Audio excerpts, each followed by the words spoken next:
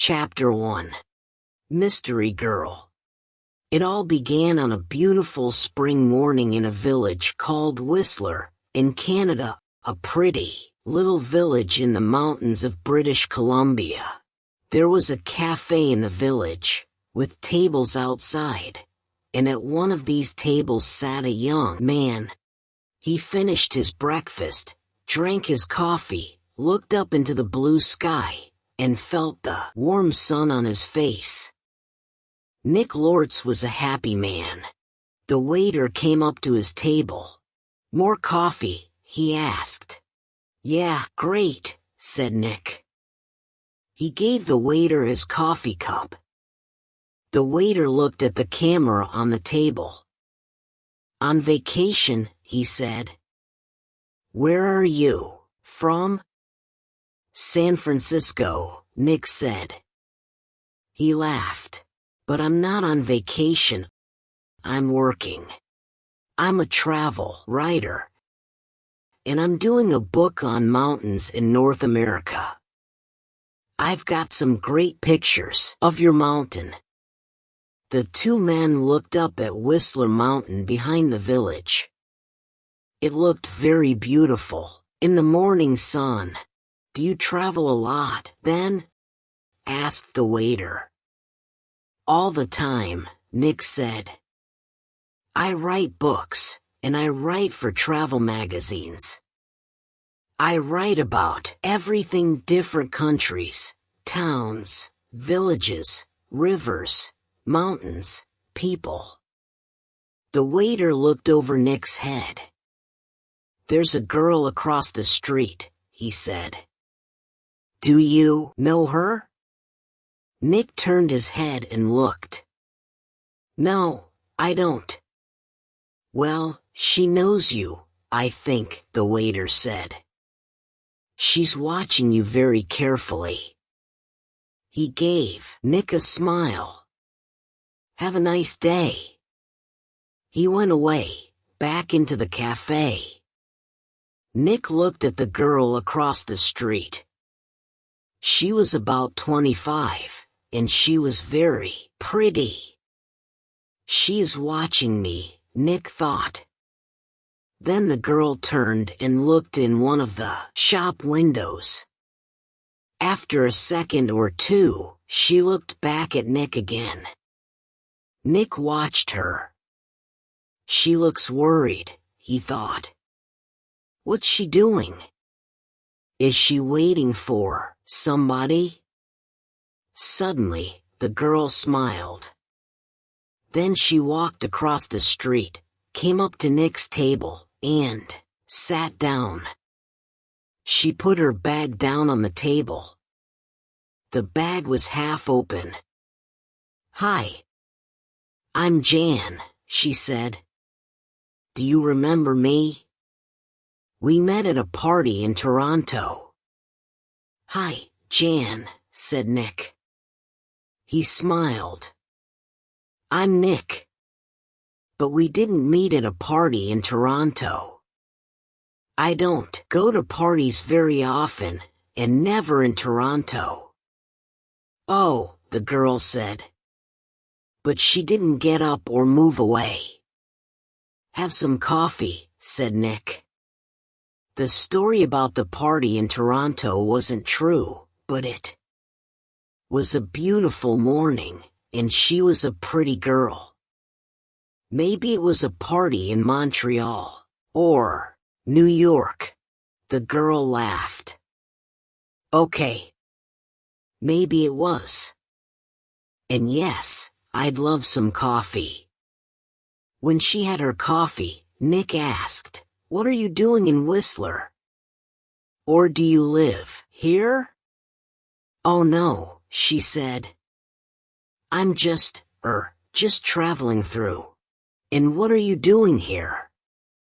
"I'm a travel writer," Nick said, "and I'm writing a book about famous mountains." "That's interesting," she said.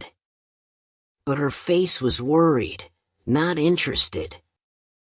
And she looked across the road again. A man with very short, Whitehair walked across the road. He was about 60 years old. And he was tall and thin. The girl watched him. "Are you waiting for someone?" asked Nick. "No," she said quickly. Then she asked, "Where are you going next, Nick?" "To Vancouver, for 3 or 4 days," he said. "Where are you going?" she asked. "Later this morning," he said. There was a letter in the top of the girl's half-open bag. Nick could see some of the writing, and he read it because he saw the word Vancouver. "And we can meet at the Empress Hotel, Victoria, Vancouver Island, on Friday afternoon." So she's going to Vancouver too, he thought. Suddenly the girl said, "Do you like movies?" "Movies?" "Yes, I love movies," he said. "Why?" "I know a man, and he loves movies, and going to the cinema," she said slowly.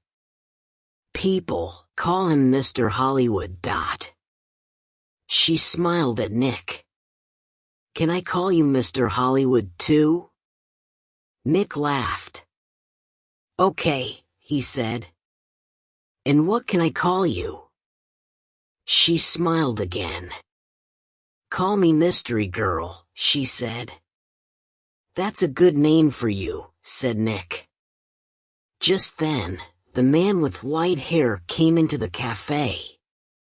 He did not look at Nick or the girl, but he sat at a table near them.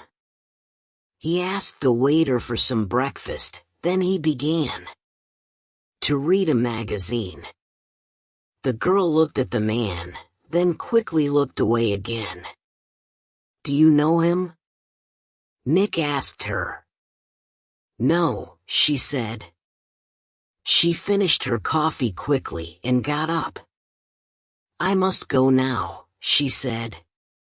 Nick stood up, too. "Nice to dash," he began. But the girl suddenly took his face between her hands and kissed him on the mouth. "Drive carefully, Mr. Hollywood." "Goodbye," she said, with a big, beautiful smile. Then she turned and walked quickly away. Nick sat down again and watched her. She walked down the road and into a big hotel. Now what, thought Nick, was that all about? The man with white hair watched Nick and waited. After 4 or 5 minutes, Nick finished his coffee, took his books and his camera, and left the cafe. His car was just outside the girl's hotel, and he walked slowly along the street to it. The man with white hair waited a second, then quickly followed Nick. From a window high up in the hotel, the girl looked down into the road. She saw Nick and the man with white hair about 50 yards behind him. Nick got into his car, and the man with white hair walked quickly to a red car across the street. 5 seconds later, Nick drove away in his blue car, and the red car began to follow him. When the girl saw this, she smiled, then went to put some things in her travel bag. Chapter 2. A Hand in the Back. That evening, in his hotel room in Vancouver, Nick could not stop thinking about the girl. In the Whistler Cafe. Why did she come and sit with him? She didn't know him, and that story about a party in Toronto wasn't true. And she was worried about something. But what? And that kiss. It was nice, of course, but why did she do it? Maybe she liked my face. Nick thought. Or my brown eyes. But I'm not going to see her again, so it doesn't matter. Forget it. He put some money in his pocket and went downstairs to the hotel restaurant. But there were no free tables, so he walked down to Gastown and found a restaurant there. After dinner, he went for a walk. Vancouver was a friendly city, and Nick liked walking through Gastown and Chinatown, looking in the shops and watching the people. It was nearly dark now, and it was a busy time of the evening. There were a lot of cars, and a lot of people. After a time, Nick began to walk back to his hotel. He came to a busy street and waited, with a small crowd of people, to go across. A tall woman in a blue dress stood next to him. She turned and smiled at him. "It's the first warm evening of spring," she said.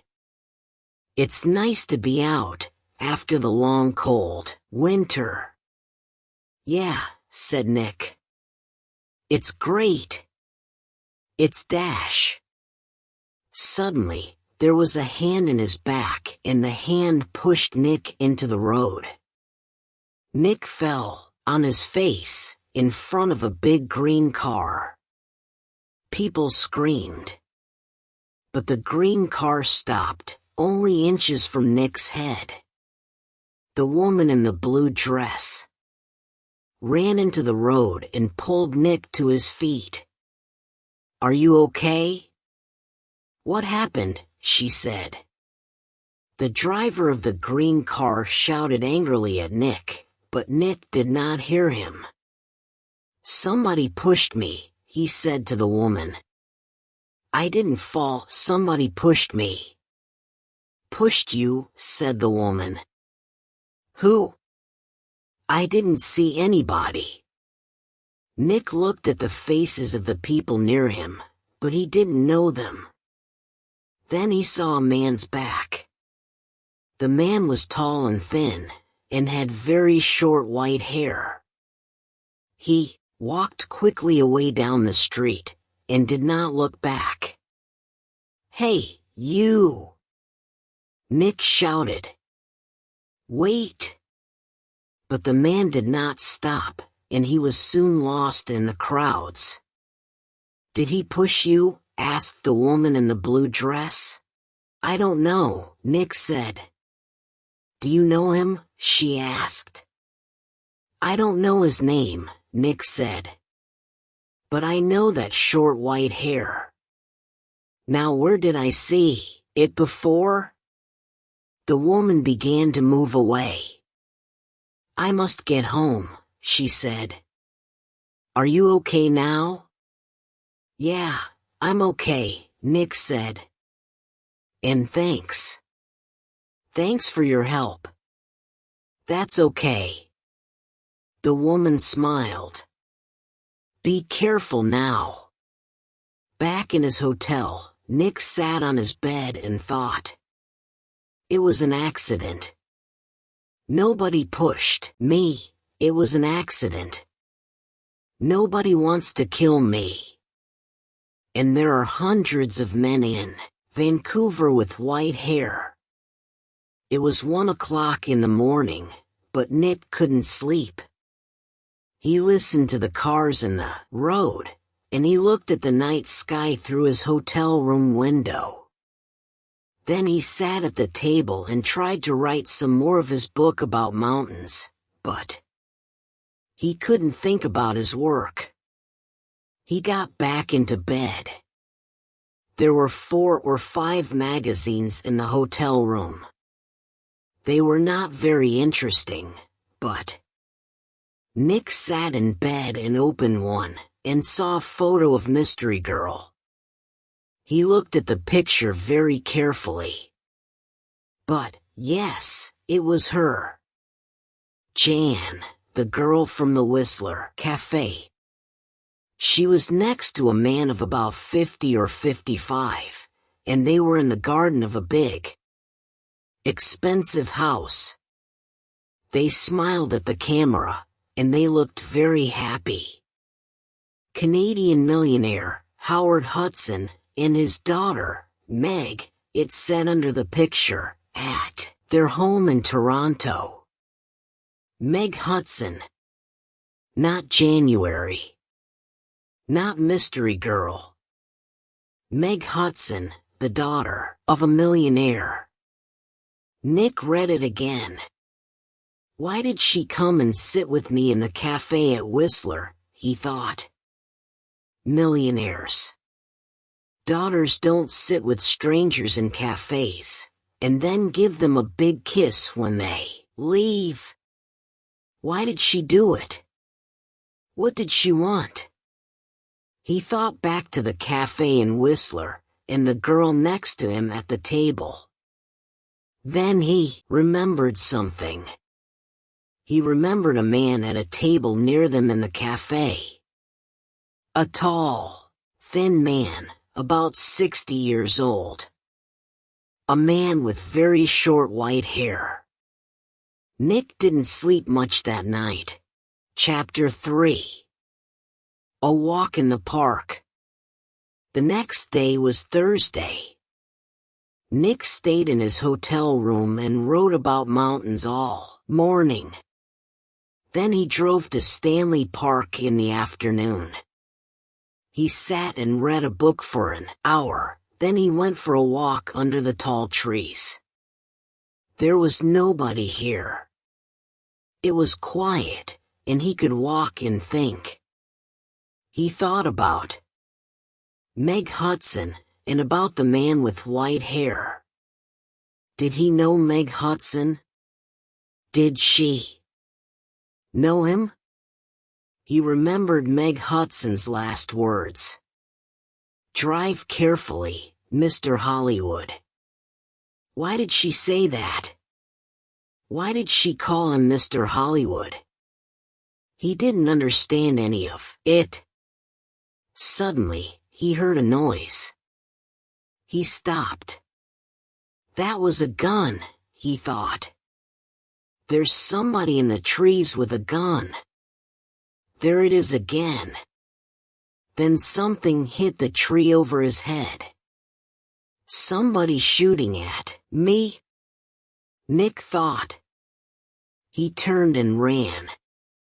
And somebody began to run after him. Nick ran through the trees. There was no sun in here, and it was half dark. And there were no people. Nobody to help him. I must get to my car, Nick thought. Find some people, the police, he ran on. He could still hear the gunman behind him, so he ran faster. After 3 or 4 minutes, he stopped and listened. Nothing. It was all quiet. Nick was afraid. What's happening, he thought. Why is somebody shooting at me? First a hand pushes me in front of a car, and now somebody's shooting at me. He waited another second or two, then walked quickly back to his car. He was very careful. He looked and listened all the time. But nobody came out of the trees, and nobody shot at him. Then he saw people, women with young children, some boys with a football, 2 men with a dog. He began to feel better. Nobody can shoot me now, he thought. Not with all these people here. 10 minutes later, he was back at his car. There was a letter on the window. Nick read it. It said, I'm going to kill you, Mr. Hollywood. Nick drove to the nearest police station. He waited for half an hour, then a tired young policeman took him into a small room. Nick told his story, and the policeman wrote it all down. "So what are you going to do?" asked Nick. "Nothing," said the policeman. "Nothing," said Nick. "But somebody shot at me, and dash." "Mr. Lortz," the policeman said tiredly. "How many people are there in this town with guns?" "I don't know," said Nick. "But you didn't see the gunman. Was it a man, a boy, a woman? Color of eyes? Long hair? Short hair? You don't know, because you didn't see anybody. Maybe it was an old girlfriend. Maybe somebody doesn't like your travel books, Mr. Lortz." "But what about the man with white hair and Whistler?" said Nick. "The girl, Meg Hudson, called me Mr. Hollywood in the cafe, and this man heard her. And now I get a letter to Mr. Hollywood on my car. Who is this Mr. Hollywood? We all want answers to our questions, Mr. Lortz," the policeman said, "but we don't always get them. Questions, but no answers." Nick walked out of the police station and drove to his hotel. He was angry and afraid. How did the man with white hair find me in Vancouver, he thought. Did he follow me from Whistler? Is he following me now? Maybe he's staying at my hotel, too. In the next room. With his gun. Chapter 4. The Man with White Hair. Nick stopped his car in front of the hotel. He looked carefully before he got out, but there was nobody with white hair near the hotel. He half ran through the hotel doors and went to the desk inside. "I'm looking for a man with very short white hair," he said to the woman behind the desk. "He's staying here, I think. He's about 60 years old, and he's tall and thin." The woman did not look very interested. "There are a lot of visitors in the hotel," she said. "Do you know his name?" "No, I don't," Nick said. "He's, a friend of a friend, you see. He arrived in Vancouver yesterday, and I must find him. It's very important. Please help me." The woman looked at him. "There are 350 rooms in this hotel," she said, "and maybe 30 or 40 men with white hair. How can I remember all their names?" She turned away to answer a telephone call. Nick walked away from the desk. A drink, he thought.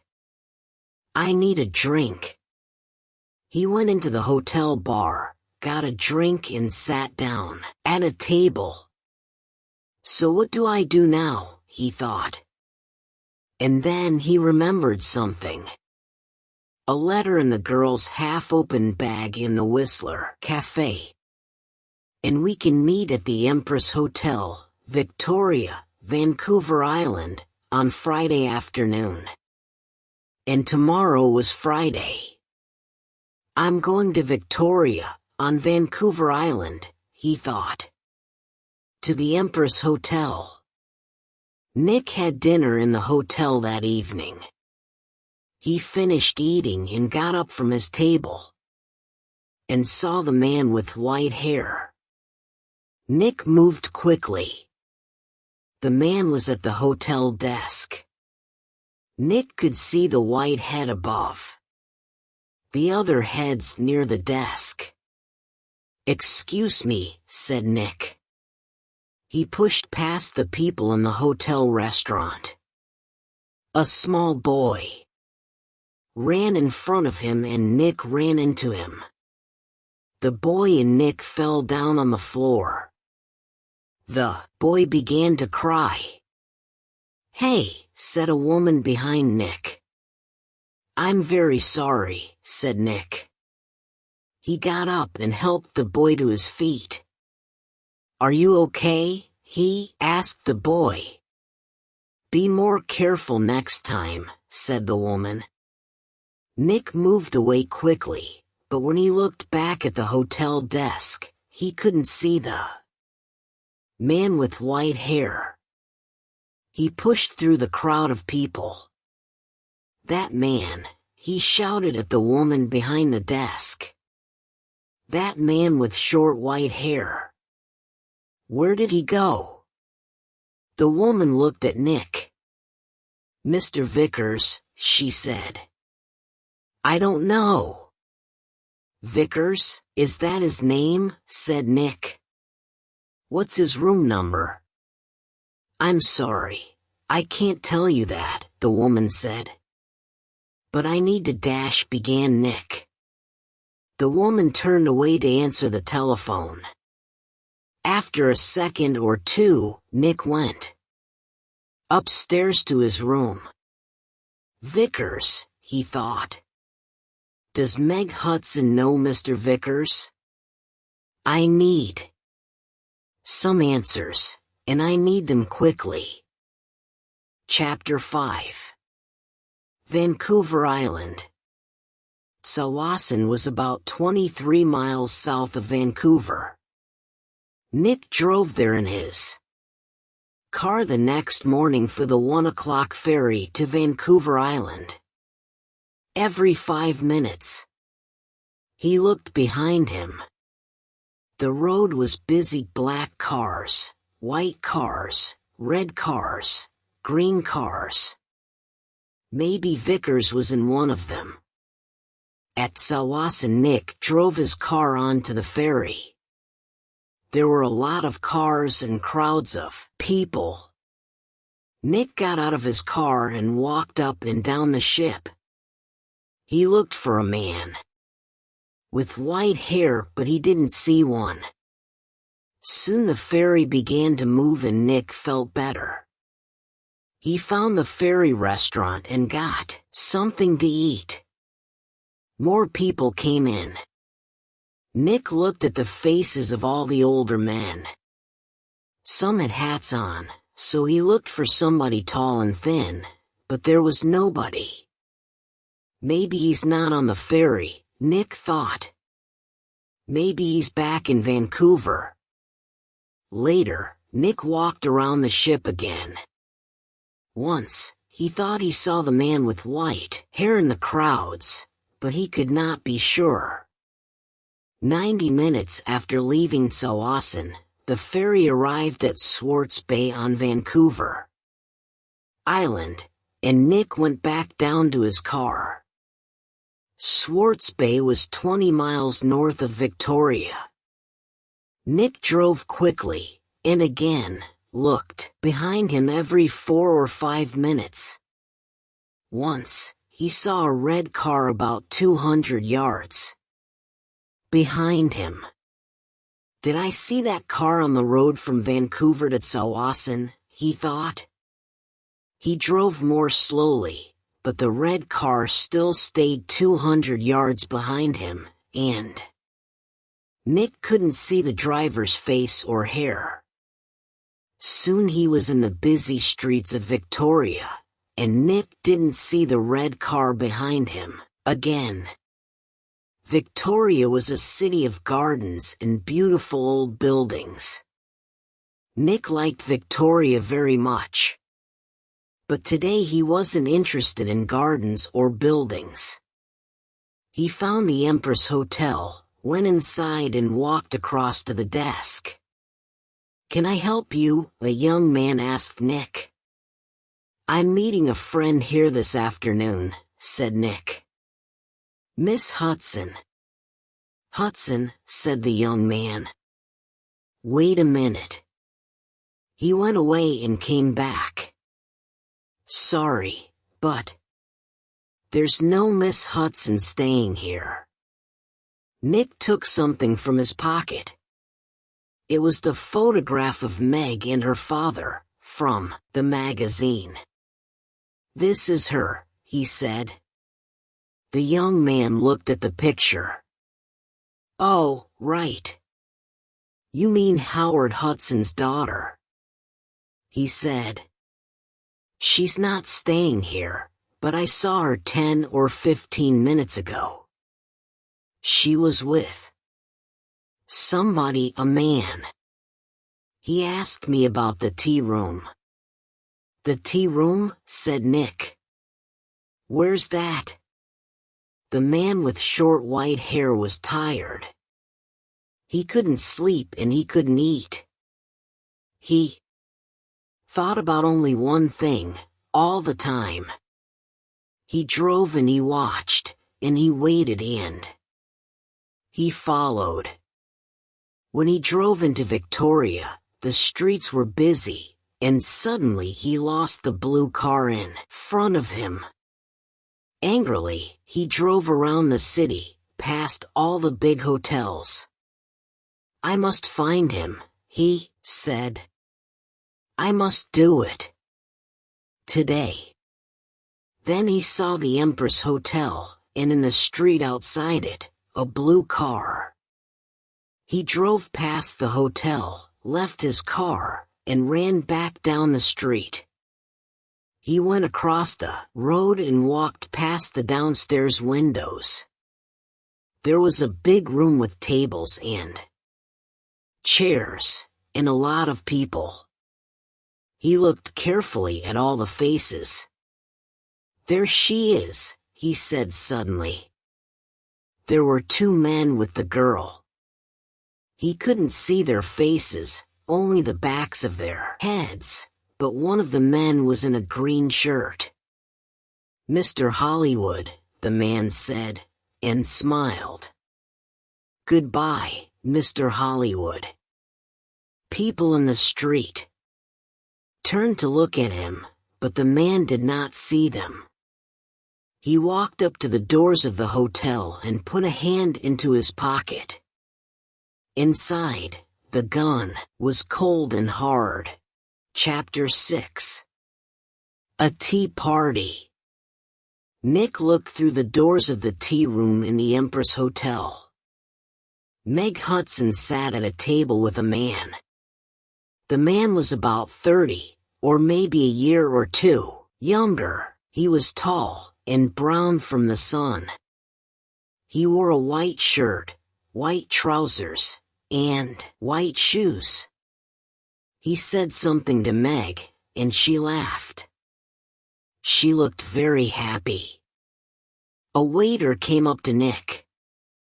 "Can I get you some tea?" he asked. "No, thanks," said Nick. "I'm with the two people over there." And he walked across to Meg's table. "Hello, mystery girl," said Nick. "Remember me? We met at Whistler. Your name was Jan, then. But maybe today it's Meg Hudson." Meg Hudson looked up at him. "Oh," she said, and her face went red. "Who is this, Meg?" asked the man. "This is Nick," said Meg. "He's a writer." "Nick, this is Craig Winters." "Sometimes called Mr. Hollywood," said Nick. "Maybe." "But how did you know that?" asked Craig Winters. "I guessed," said Nick. "And I think I'm beginning to understand. Can I ask you a question? Mr. Winters? Does somebody want to kill you?" Craig Winters' face went white. "Kill me? What are you talking about?" asked Meg. "Before I tell you, answer this question, please," said Nick. "You called me Mr. Hollywood in Whistler. And you wanted the man at the next table, the man with white hair, to hear you. Is that right?" Meg Hudson did not answer at first. Then she said quietly, "Yes." "Why?" asked Nick. "I wanted him to follow you, and not me." "Why?" Nick asked again. "I think he's a detective," said Meg. "And I think he's working for my father. I saw him soon. After I left Toronto. He followed me." Meg put her hand on Craig Winter's arm. "My father doesn't like Craig. A month ago, he told me not to see Craig again. I'm not happy, and he knows that. I think he guessed that I'm meeting Craig. And now he wants to find Craig and stop him seeing me." "Stop him," said Nick. "Or kill him." "No," Meg Hudson said. "Daddy doesn't dash. The man with white hair pushed me in front of a car in Vancouver," Nick told her. "And he shot at me in Stanley Park." "What?" said Meg. Tell me about this man with white hair," Winters said suddenly. Nick looked at him. "He's about 60, and he's tall and thin," he said. "Do you know his name?" asked Winters. "Vickers," said Nick. Craig Winters suddenly looked ill. Did he follow you to Victoria? Did he follow you here?" "I don't know," said Nick. He watched Winters. "You're afraid of him. Why? Why does this man Vickers want to kill you, Winters?" Before Craig Winters could answer, Meg's face went white. "Oh, no," she said. Look. Over there, by the door." Nick and Craig Winters turned to look. At the door of the tea room stood the man with white hair. He looked up and down the room, and then he saw them, and began to walk across to their table. His hand was in his pocket.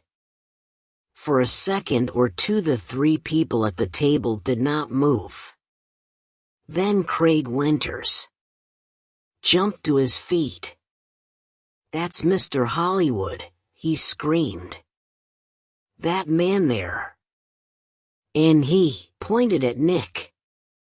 The man's hand came out of his pocket with a gun. "This is for Anna," he shouted. Nick moved very fast. The tea table went over, and Nick was down on the floor in a second. The shot went over his head, and Meg screamed. At the same time Craig Winters shouted out and put a hand on his arm. There was blood on his white shirt. Then more. People began to scream, and two waiters pulled the man with white hair down onto the floor. "Get the police," somebody shouted. Chapter 7. At the police station. It was 7:30 p.m. Nick and Meg were in a room at the police station. The man called. Vickers was in a different room, with 3 detectives. There was a doctor with him too. Craig Winters was at the hospital. The door opened and a detective came in with 2 cups of coffee.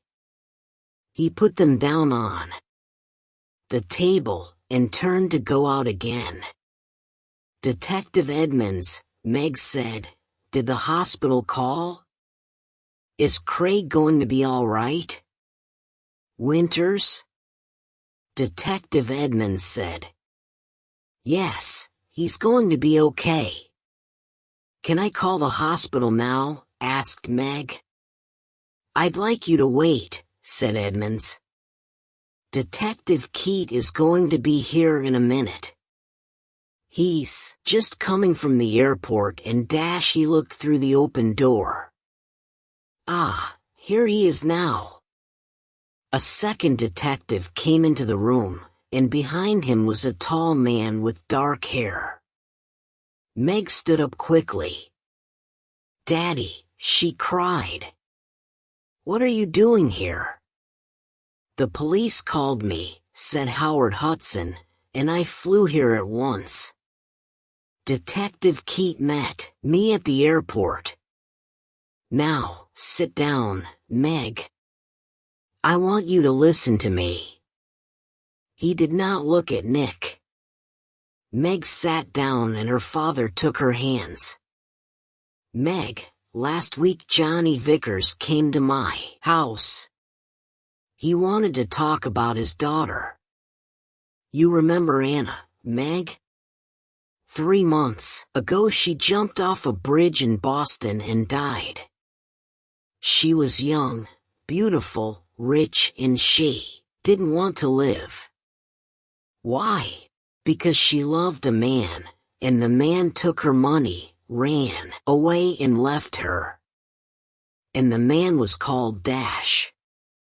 "No," said Meg. "No." "Yes, Meg, yes.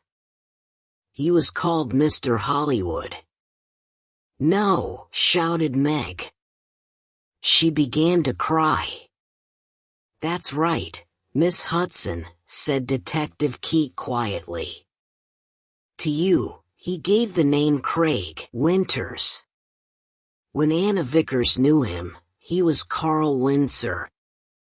But he liked all his, girlfriends to call him Mr. Hollywood.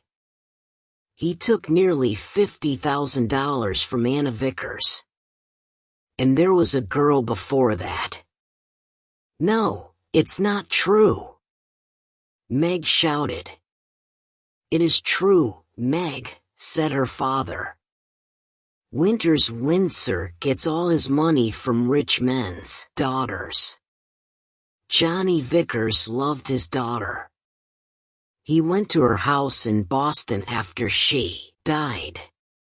He read her letters, and learned about the money and the name Mr. Hollywood. And when he came to my house, I told him about you, Meg. I said, my daughter's got a new boyfriend, and she calls him Mr. Hollywood. I don't like him, but I can't stop her. She's going away to meet him next week, I think. What can I do?" Johnny put his hand on my arm, and he said, "Don't be afraid for your daughter. I'm going to find that man and stop him." Meg said nothing. Her face was very white. For a minute or two nobody spoke. Then Detective Edmonds said, "Vickers told us all about it, Miss Hudson. He followed you to Whistler, and saw you with Dash." Nick began to understand. "With me, in the cafe. And Meg called me Mr. Hollywood." Howard Hudson looked at Nick. "You're the travel writer guy, right?" "Lortz." "Nick Lortz," said Nick. "Vickers nearly killed me. He shot at me twice, and Dash." But Howard Hudson was not very interested in Nick. He looked at his daughter again. "How much money did you give him, Meg?" he said. "I gave him $25,000, said Meg. "Only for 2 or 3 months, he said. Then she began to cry again. "Well, you can say goodbye to that money," said Hudson angrily. "What's going to happen to Vickers?" Nick asked Detective Edmonds. "Hospital, I think," said Edmonds. "Okay, He shot at you and about 50 people saw him. But he's not a well man. The doctors are going to put him away in a hospital. Howard Hudson stood up. Okay, Meg, I'm going to take you home. My plane is waiting at the airport. Meg followed her father to the door, then she remembered Nick and turned. I'm sorry, she said. I got you into all this. I called you Mr. Hollywood. That was wrong. But I didn't know Dash. It's okay, said Nick. You know everything now. And it's better to learn it now, and not later.